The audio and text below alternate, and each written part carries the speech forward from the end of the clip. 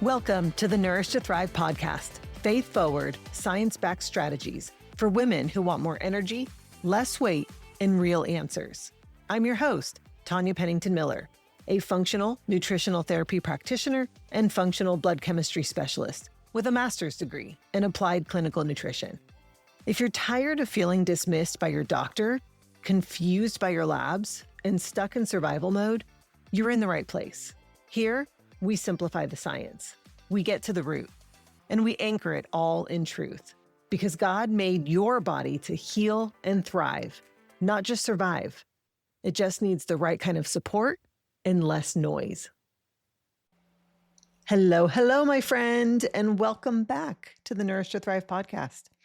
I love that you're here with me today. We are diving into a struggle that so many women face, and chances are you are going to see yourself in one of these two places. I know that I have definitely been in both.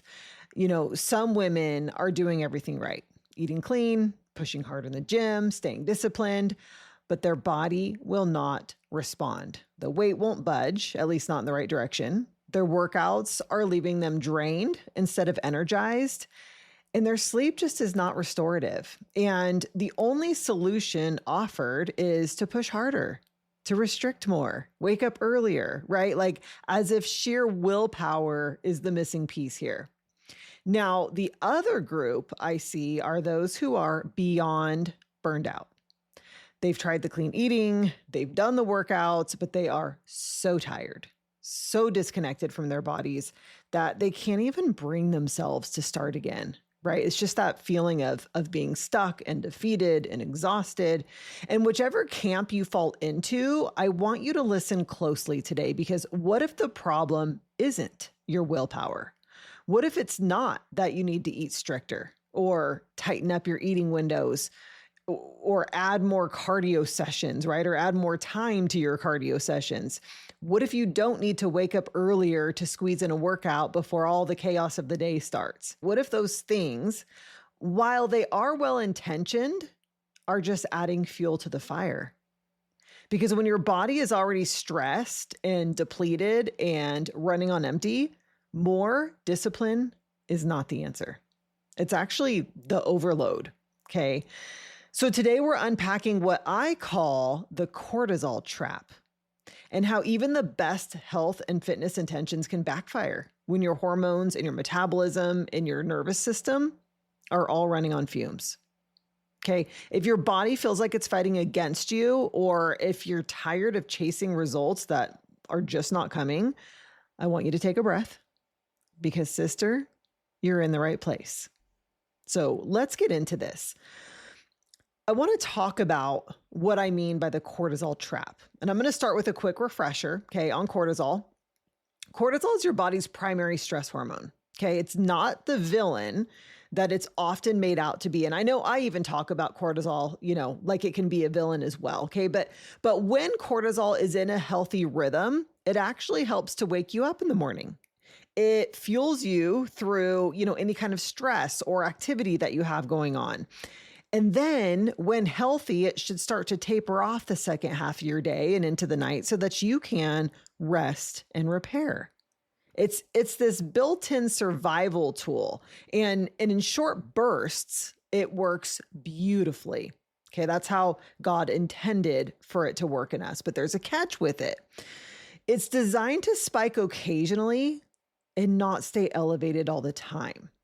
Okay. And in today's world, that's just rarely the case anymore. Most women are living in a near constant state of stress.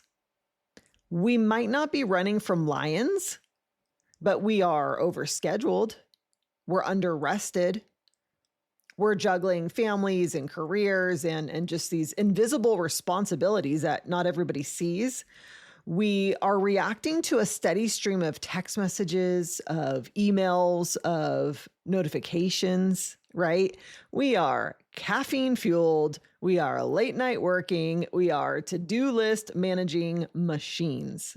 And your body doesn't know the difference between that kind of chronic pressure and actual danger, like running from a lion. Okay. So instead of cycling like it's meant to, your cortisol stays high. And that's what changes everything. Because when cortisol is elevated for too long, your body shifts into this protection mode and it begins to store fat, especially around our midsection. It ends up slowing your thyroid, which is going to just tank your energy and your metabolism. It disrupts your sleep-wake hormones, right? So we don't get that beautiful melatonin being produced at night and that wonderful serotonin waking us up in the morning. It's going to drive up your cravings, especially for sugar and salt. And it dysregulates your blood sugar levels, which leads to irritability, brain fog, energy crashes. And then here's what really does you in. You just think, I just need to work out harder, right? But what you don't realize is that your intense workouts are actually adding to this stress pile. Because while yes, movement is good, but when your body is already in overdrive, high intensity training, HIIT training, can feel like danger. So instead of helping, it actually reinforces this survival state that you're already in. You push harder, your body's going to push back. You feel discouraged and confused, so you push again. That's the cortisol trap. This happens to driven women, It's when all the things that you've been told to do for your health, the clean eating, the early workouts, the boot camp style fitness, the fasting, like all these things backfire because they're layered on top of this dysregulated and depleted system. And what started as this, wonderful strategy for your health becomes this trigger for a breakdown. So I want to talk about something that can be hard to hear, especially for women who are disciplined and who are driven and have been taught that, more effort equals more results. And that is that exercise is a form of stress. Technically, it's what we call a hormetic stressor, meaning a small and intentional dose of stress that's actually supposed to make you stronger. So think of it like lifting a weight. The stress on your muscle is going to signal it to repair and grow back more resilient, right? That's the gift of exercise. When your body is in a healthy place, it can adapt and it can come back better. That's our goal. But if your body is already running on fumes, if your nervous system is dysregulated, if your sleep is inconsistent, if your calories are too low, and your hormones are out of sync, then that workout that you are so proud of isn't acting like a healthy hormesis anymore. It's not building resilience. It's now breaking you down. And here's what most women don't realize. Fasted cardio, HIIT training, boot camp style training, double workouts, right? 2-a-days, anyone? Well, they're not inherently bad, but they do require a foundation of recovery. They assume that your body has the resources to adapt and bounce back. And if it doesn't, your body's going to perceive that workout as a threat. Your cortisol is going to spike even higher. And instead of tapering back down like it should after the workout, after the hormetic stress, it stays elevated. And that's what keeps you stuck in that fight or flight.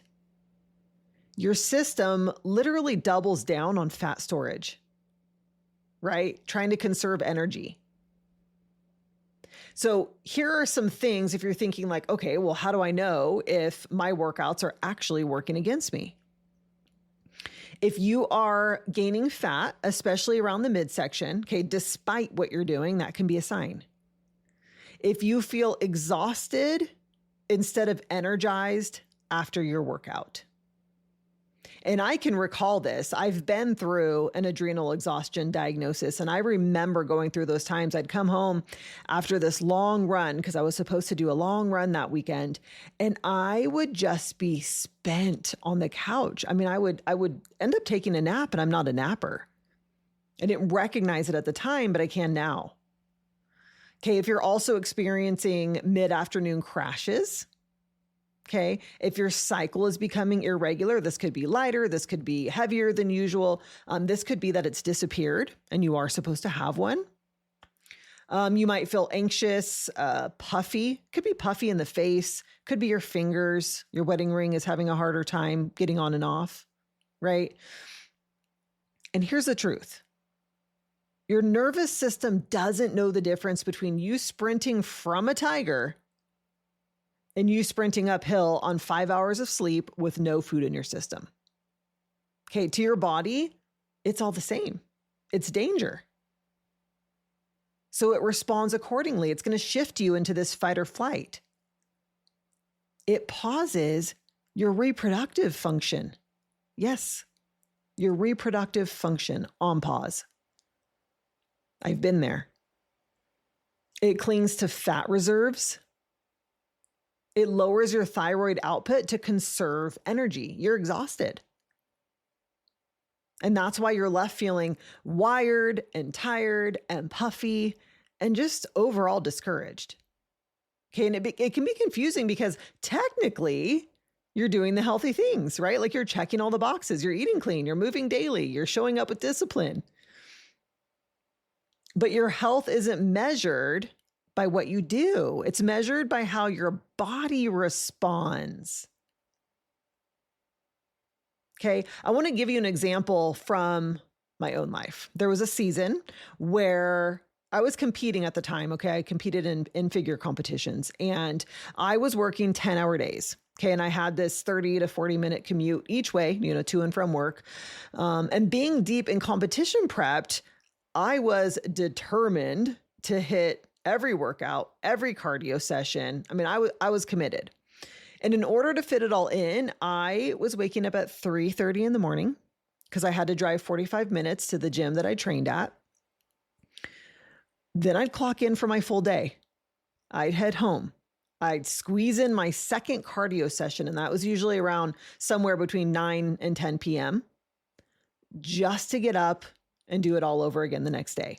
And I was proud of it. Honestly, I believe that I was just wired differently, right? Like I could function on less sleep, that I was more dedicated than most. And for a while it worked until it didn't. Okay, because years later, like I mentioned, I found myself being diagnosed with adrenal exhaustion. My body had been whispering for a very long time, but I just didn't know how to listen at the time. Okay, now I know better. Your body will let you push until it can't anymore. And that's the point you don't want to get to. Okay, and if your health starts slipping in the name of discipline, it's time to reassess your definition of strength. Okay, this is where we flip the script. I want to talk about how to train in a way that supports your hormones and doesn't work against them. Because yes, movement is good, but it should build resilience and not deplete it. And I know many of you have goals. I do too. You want strength, fat loss, confidence, energy, right? So hear me when I say that this isn't about quitting. It's just about shifting. Okay, it's about honoring the way that your body was designed to work so that your workouts become a tool for restoration. Okay, not another form of this chronic stress. So you don't have to give up your goals, but you do have to stop fighting your biology. So I want to talk about how to get out of this cortisol trap and how to get you back into a rhythm that is going to work with your hormones. Okay, so first thing is, I want you to stop training in your fight or flight. So no more HIIT sessions after getting only 5 hours of sleep. Okay, no more punishing your body when what it really needs is support. If you're already running on stress and caffeine, raise your hand if that's you. The last thing your body needs is a workout that feels like you are being chased like a tiger. Okay. Instead, it needs safety. It needs stability. It needs fuel. Because you're not more disciplined for training on an empty tank. Okay, you're just more depleted. So I want to shift the strategy. I want you to swap the fasted cardio in the all-out HIIT training for strength training. Okay, with fuel in your system. I want you to prioritize lower intensity movement, like walking, okay, especially on high stress days. So skip the more is better mindset and just train in a way that matches your current capacity. Your body doesn't thrive under pressure. It responds to pressure, it adapts to pressure, it's going to compensate to pressure, but it doesn't thrive. Okay, we need to honor the rhythm that it does thrive in, because there's a big difference between burnout and real lasting results. Okay, this is the shift. Not working out harder, it's listening to your body and working out smarter. Okay, it's not pushing through. It's paying attention to what your body is communicating to you. Okay, we're not chasing a finish line. I want you to build a foundation that you can sustain. And this is why I'm not a fan of, 12-week cuts, right? Like where you've got this finish line that you're reaching for. I want you to be eating in a way and moving in a way that you can sustain for the long term. And ladies, don't be afraid of the weights. We don't need to lift them fast, but don't be afraid of the weights. The second thing is, I want you to fuel yourself before and after your workouts. Okay, you don't need to white knuckle your way through workouts on black coffee and adrenaline. Okay, been there, done that. You cannot out-train poor recovery. I used to say you can't out-train a poor diet, which is true, but you also can't out-train poor recovery. And one of the biggest gaps that I see is women trying to push through workouts without fuel, without proper rest. Now, yes, there are some people who can get away with fasted workouts. Okay, but if you're here listening to this podcast, it's probably not you. Okay, and even if you've had seasons where it felt fine, okay, your body's going to tell you when that season has shifted. We are not static, okay? The key is paying attention and adjusting and not forcing. Just because something has worked for us in the past doesn't mean that it works for us today. So the reality is, when you train fasted, okay, or you're skipping recovery meals, you're not teaching your body discipline, you're teaching it depletion. So before your workout, I want you to give your body a signal of safety.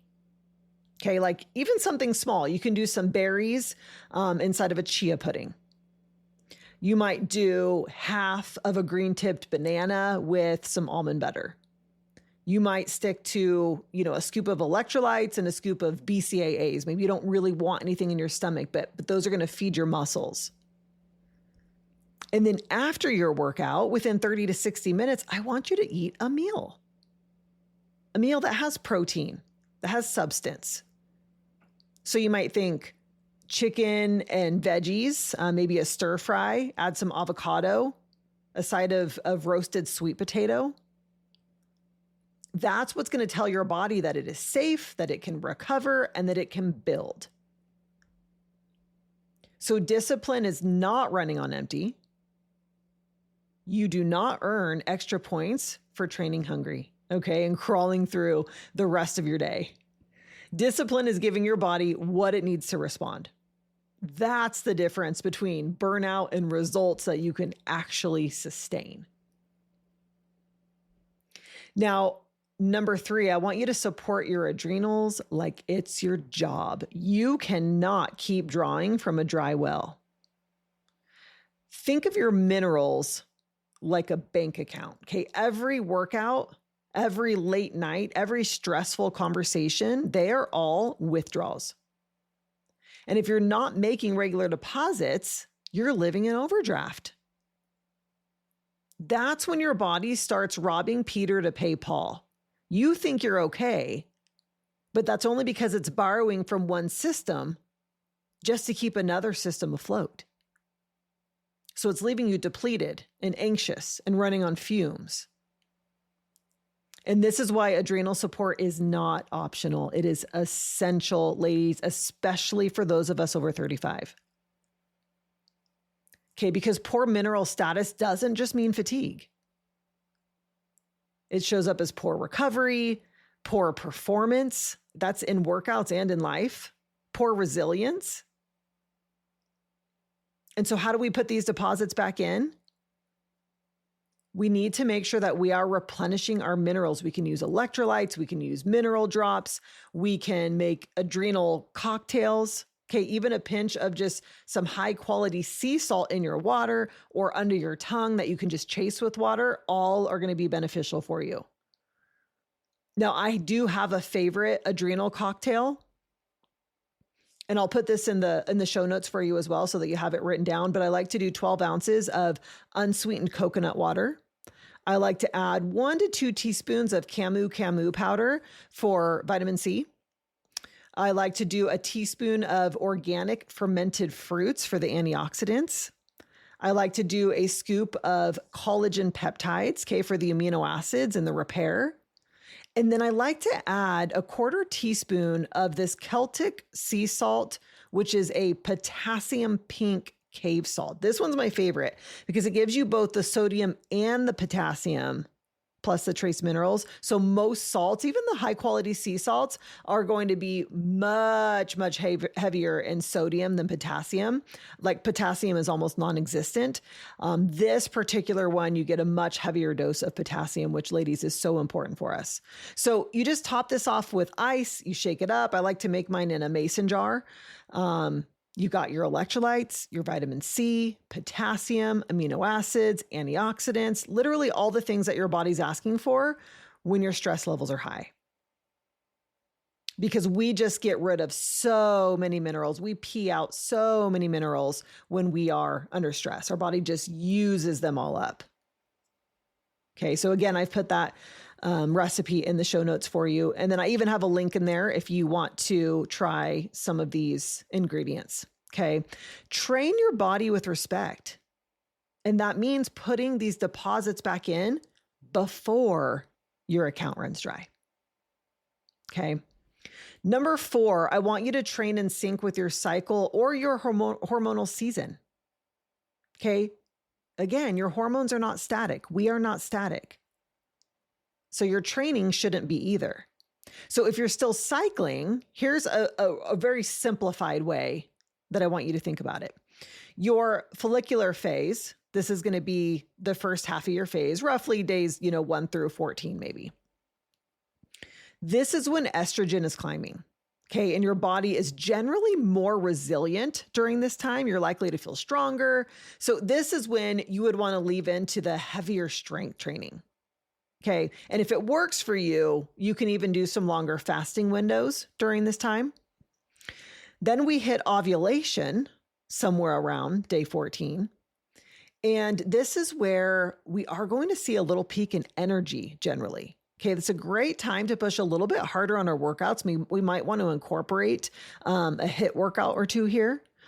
But again, only if you're sleeping well, you're recovering well, like your body is going to let you know if this is the time to do that. And then we enter our luteal phase sometime after day 15, 16, okay? And this is when progesterone takes the lead. And your body needs more nourishment and restoration during this time. Okay, this is the time where we really want to scale back the intensity. So if we're still strength training, think shorter strength sessions. Think more walking, focusing on mobility. Okay, more restorative practices. We might incorporate some yoga. We also want to make sure that we are increasing our carbohydrates a little bit more during this time too. Progesterone likes a little bit more. We actually become more insulin resistant during this time, and that's by God's design. because we need some more glucose in our system to produce progesterone. Okay, so we scale back on the workouts and we increase on some nourishing carbohydrates during this time. Now, if you're postmenopausal, your rhythm isn't monthly anymore, right? We can get more of this weekly rhythm going. So what this looks like for most postmenopausal women, it might look like 2 to 3 strength training days each week. Again, don't be afraid of the weights. 1 to 2 days of walking, hiking, yoga, mobility, okay? And then 1 full day of rest, just a restoration day. And if you do love HIIT training, I would say throw it in 1 day per week based on how you feel. Okay, so you don't have to follow this perfectly, but it does need to match the season that your body is in, because when your training lines up with your hormones and you stop fighting your biology, you can start building results that last, that you can sustain. So I just want you to learn to respect the season that you are in. Okay, because there are seasons in life that are going to test us. It could be perimenopause, it can be grief, postpartum, burnout, stressful seasons that feel like they're never ending. And in those seasons, our workouts need to reflect what it is that we are carrying. Okay, this is where wisdom has to trump willpower. Because sometimes the strongest choice that we can make is to pull back with intention. Okay, to give our body the space it needs to heal, to reset, to actually respond the next time you do push forward, when you're able to push forward. Okay, pulling back just means that we are paying attention. It means that we're honoring what our body needs right now instead of forcing it into something that it can't sustain just because it's worked in the past. This is stewardship. So we need to train smarter. We need to build sustainability. Okay, we're not just chasing sweat. That's what's going to carry us through. Your body is not the enemy. She has been carrying you, even in the hard seasons. The world is going to tell you to hustle harder, to burn more, to prove yourself through exhaustion. But God calls you to something different, and He says, "Come to me." Healing does not begin in striving. We've been doing that long enough. Healing begins in rest.